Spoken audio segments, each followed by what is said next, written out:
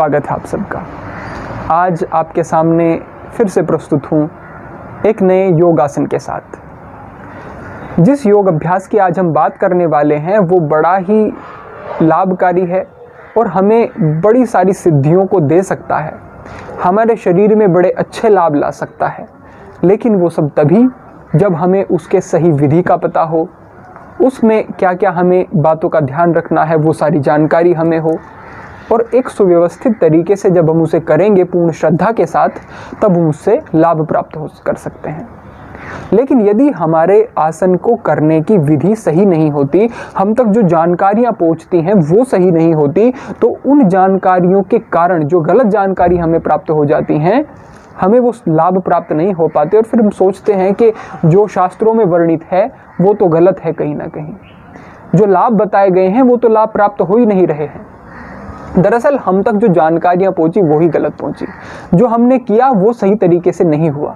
तो जो छोटी छोटी सी बारीकी होती है, उन सभी को पता होना, उन सभी को धारण करना, उन सभी को समझ करके योगाभ्यास करना वो जरूरी है। अब जो साधनात्मक आसन होते हैं जिनमें बैठ करके साधना की जाती है, उनमें तो बड़ी बारीकी की जरूरत है। कारण ये है क्योंकि ये जो साधना का क्षेत्र है ये बड़ा ही सूक्ष्म है, और जो जितनी सूक्ष्म होती है चीज़, उसमें उतनी ही सावधानी की आवश्यकता होती है। जब एक डॉक्टर कोई सामान्य इलाज करता है उसमें, और जब वो कोई बारीक ऑपरेशन करता है, जैसे कि कोई मस्तिष्क से संबंधी कोई शल्य चिकित्सा कर रहा है, कोई आँख से संबंधी कर रहा है, तो उसकी सजगता वहाँ पे बढ़ जाती है, क्योंकि वो आँख बहुत सूक्ष्म चीज़ है। वहाँ पे अगर थोड़ी गलती हुई तो वो बर्दाश्त करने योग्य नहीं होगी, इसलिए बारीकी बढ़ गई। इसीलिए जो ये साधनात्मक आसन है इनमें भी बड़ी बारीकी की ज़रूरत होती है, इन्हें समझने की ज़रूरत होती है, तब इन्हें हम करेंगे तो हमें समुचित लाभ प्राप्त हो जाएंगे।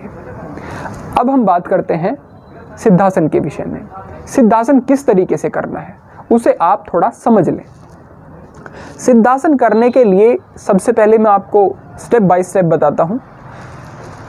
हमने अपने पैरों को सामने की तरफ खोल लिया। सामने की तरफ पैरों को करने के बाद हमें पहले अपने दाहिने पैर को इस तरीके से नज़दीक लाना है, मोड़ना है, नी को बेंड करना है, और अपनी एड़ी को अपने गुदाद्वार और अपनी जननेंद्रिय के मध्य में इस तरीके से सटा लेना है। जननेंद्रिय के और गुदाद्वार के बिल्कुल मध्य में कुछ ऐसी नसें, नाड़ियाँ होती हैं जिन पर जब दबाव पड़ता है तो हमें बहुत सारी जागृतियाँ होती हैं। जैसे कि मूलाधार की साधना जब हम करते हैं तो हम इस आसन का प्रयोग करते हैं। उससे क्या होता है, जब हम मूलाधार हमारा कहाँ है, जो हमारा गुदाद्वार और लिंग है उसके मध्य में हमारा मूलाधार चक्र है। तो जब हम इस आसन में बैठते हैं तो विशेष प्रभाव पड़ने के कारण उसकी जागृति होती है, उससे हमें लाभ प्राप्त होते हैं। और जब हम इस आसन को करते हैं तो इस आसन को करते हुए हमारे मन में जो गलत भावनाएं उठती हैं उनका भी हम काफ़ी हद तक उनका बचाव कर सकते हैं, उनसे रोक सकते हैं। ब्रह्मचर्य की साधना में, ब्रह्मचर्य पालन में ये बहुत ही अच्छा काम करता है। वो इसीलिए क्योंकि हम जब इसको सही प्रकार से करेंगे, जो हमारा गुदाद्वार है और हमारा जो जननेंद्रिय है उसके मध्य में जब हम अपनी एड़ी को ऐसे स्पर्श कराएंगे, और ये जो हमारा पैर है, इस पैर की जो उंगलियां हैं हमारी, और जो ये पैर का अंगूठा है ये ऊपर की तरफ, और उंगलियां ये जंघा से हमारी स्पर्श होंगी। यानी कि बाएं पैर की जंघा से हमारा जो उंगलियां हैं और जो अंगूठा है वो स्पर्श होगा, और हमारी एड़ी बिल्कुल मध्य में इस तरीके से रहेगी। ऐसे करने के बाद फिर हम अपने बाएं पैर को मोड़ते हैं। बाएं पैर को मोड़ते हुए हम इस पैर को उठा करके दाहिने पैर के ऊपर रखते हैं। इसमें ध्यान देने वाली बात यह है कि जो हमारी दाएं पैर की एड़ी है और बाएं पैर की जो हमारी एड़ी है वो आपस में बिल्कुल ऊपर और नीचे रहेगी, वो आगे पीछे नहीं रहेगी, वो बिल्कुल ऊपर और नीचे रहेगी।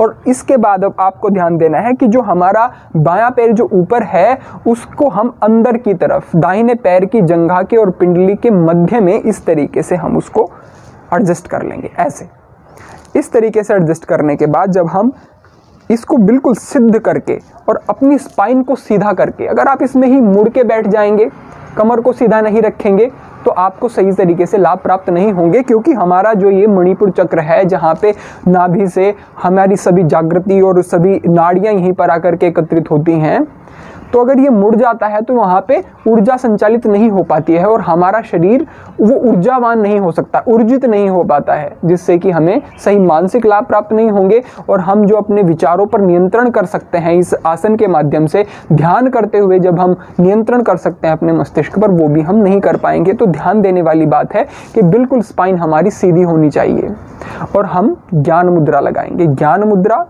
जिससे कि हम अपने जो कुछ भी सीखना चाहते हैं या कोई अभ्यास कर रहे हैं उसको हम अच्छी तरीके से, हमारी एफिशिएंसी बढ़ जाएगी इस मुद्रा को लगाने से। तो ज्ञान मुद्रा लगानी है और अपने आप को इस तरीके से एक पिरामिड की शेप में लाना है। पिरामिड की शेप में इसलिए क्योंकि पिरामिड थेरेपी भी है, उसमें क्या बताया जाता है कि जब हम पिरामिड की आकृति में इस तरीके से होते हैं, हमारे हाथ यहाँ पे है, नीचे वाला भाग हमारा फैला हुआ है और ऊपर से संकरा होता हुआ एक पिरामिड जैसी स्थिति बन रही है, तो इससे क्या होता है कि ऊर्जा को आकर्षित करता है ये आसन, ये स्थिति। तो इसका भी अपना एक महत्व है। इस तरीके से हमें बैठना है। महर्षि भी कहते हैं कि स्थिर सुखम आसनम, जिस आसन में हम स्थिरता के साथ सुखपूर्वक बैठ सकते हैं, उस आसन को हमें धारण करना चाहिए। अब यदि आप असहज हैं इस आसन में, तो फिर यानी कि हमने अपनी शारीरिक क्षमताओं को खो दिया। हमने सही तरीके से पहले से अपने व्यायाम को से दूर रहे, शारीरिक क्रियाओं से दूर रहे। कुछ लोगों के ऐसे काम होते हैं जिनमें कि उनकी शारीरिक क्रिया प्रक्रिया नहीं बनती है, बैठने के काम होते हैं, सिटिंग के काम होते हैं। तो हमने धीरे धीरे अपनी शारीरिक क्षमता को खो दिया, इसलिए हम सही तरीके से नहीं बैठ रहे हैं। तो यहाँ पर ध्यान देने वाली बात यह है कि जब तक आपका आसन सिद्ध ना हो जाए तब तक आप उस आसन में बैठ करके ध्यान का अभ्यास नहीं करेंगे। जो आसन हमारा सिद्ध होता है उसमें ही ध्यान का अभ्यास हो सकता है। तो यदि आप इस आसन में असहज हैं थोड़े भी, तो कुछ दिन तक धीरे धीरे इसका अभ्यास करें। और कितना समय करना है आपको अभ्यास? इस आसन का अभ्यास आपको 48 मिनट्स 48 मिनट तक इस आसन को लेकर के जाना है। जब 48 मिनट तक ये आसन होने लगेगा तो इसका लाभ मिलना शुरू हो जाएगा, और जब आप निरंतर इसको प्रतिदिन करते रहेंगे तो इसके साधनात्मक लाभ, हमारे मानसिक एकाग्रता, ध्यान में हमारी एकाग्रता और अनेक लाभ हमारे प्राप्त होने शुरू हो जाएंगे हमें।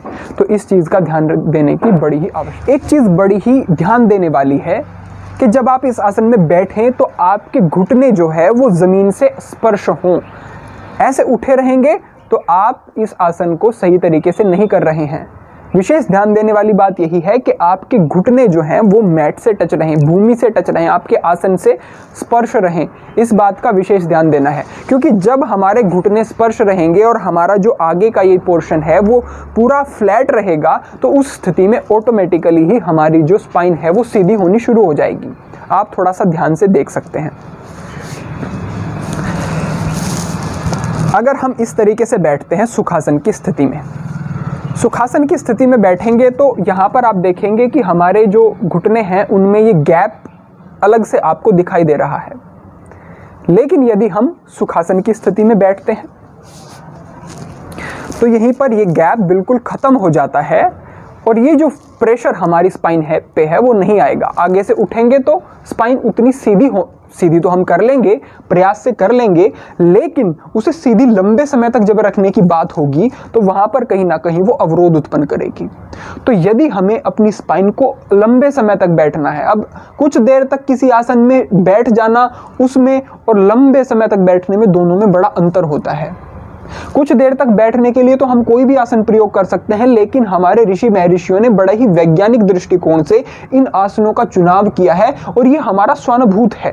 हमने इसको अपने ऊपर इम्प्लीमेंट करके देखा है कि जब हम लंबे समय तक बैठते थे, साधना में बैठते थे, और जब 1-1, 2-2, 3-3 घंटे तक बैठने की बात होती थी तो फिर हम इन्हीं आसनों का प्रयोग करते थे। इन आसनों से विशेष लाभ प्राप्त होता है। तो ये बड़ी ध्यान देने की बात है कि अगर आपको लंबे समय तक बैठ करके ध्यान करना है और उचित लाभ प्राप्त करने हैं तो इन आसनों को इस प्रकार से किया जाए तो विशेष लाभ आपको प्राप्त। केवल आपको एक बात का ध्यान रखना है कि जब आप अभ्यास करना शुरू करें तो उसके बाद आपको निरंतरता को बनाए रखना है। क्योंकि हमारे जीवन में अनुकूल प्रतिकूल परिस्थितियां आती हैं तो हम अपने जीवन में बहुत सारे बदलाव कर देते हैं। हम ज़रूरी चीज़ों को भी दरकिनार करके, और सबसे पहले जो हम समय काटते हैं अपना, यदि कोई व्यस्तता हमारे जीवन में आती है तो जो स्वास्थ्य को हम अपने समय देते थे उसे काट देते हैं कि ये तो इतना ज़रूरी नहीं है। हालांकि वो बड़ा ही महत्वपूर्ण है, क्योंकि ये जो शरीर है इसके ऊपर ही सब कुछ निर्भर है, आरोग्य के ऊपर ही निर्भर है। धर्म अर्थ काम मोक्षाणा आरोग्य मूलमुत्तमम्।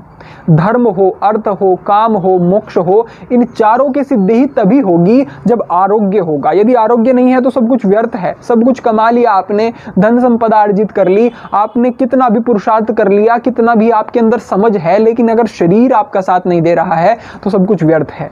तो शरीर के साथ कभी भी लापरवाही ना करें। इन सभी अभ्यासों के साथ आप जुड़े रहें तो आपको बहुत सारे लाभ होंगे, निश्चित रूप से लाभ प्राप्त होंगे। आप सभी के प्रति हृदय से शुभकामनाएं। आप सभी का जीवन मंगलमय हो, आपके सभी के जीवन में सदा ही आनंद बना रहे। आज के लिए इतना ही। कल फिर से एक नए योगाभ्यास के साथ प्रस्तुत होता हूँ। हरिओम। दोस्तों, आज डॉक्टर साहब ने हम सभी लोगों को स्वास्थ्य से संबंधित बहुत ही शिक्षाप्रद जानकारी दी है। आशा करता हूँ कि यह स्वास्थ्य संबंधी शिक्षाप्रद जानकारी आप लोगों को अवश्य पसंद आई होगी।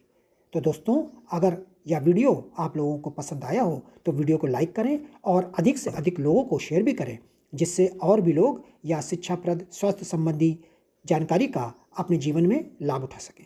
और दोस्तों, अगर आपने अभी तक हमारे चैनल को सब्सक्राइब नहीं किया है तो आप हमारे चैनल को तुरंत सब्सक्राइब भी कर लें, जिससे आप लोगों को नोटिफिकेशन के माध्यम से हमारे यह शिक्षाप्रद वीडियो तुरंत प्राप्त होते रहें और आप इसी तरह स्वास्थ्य संबंधी शिक्षाप्रद जानकारियों का लाभ उठाते रहें। दोस्तों, कल फिर डॉक्टर साहब के किसी स्वास्थ्य संबंधी शिक्षाप्रद वीडियो के साथ आप लोगों के समक्ष फिर से प्रस्तुत होंगे। तब तक के लिए नमस्कार।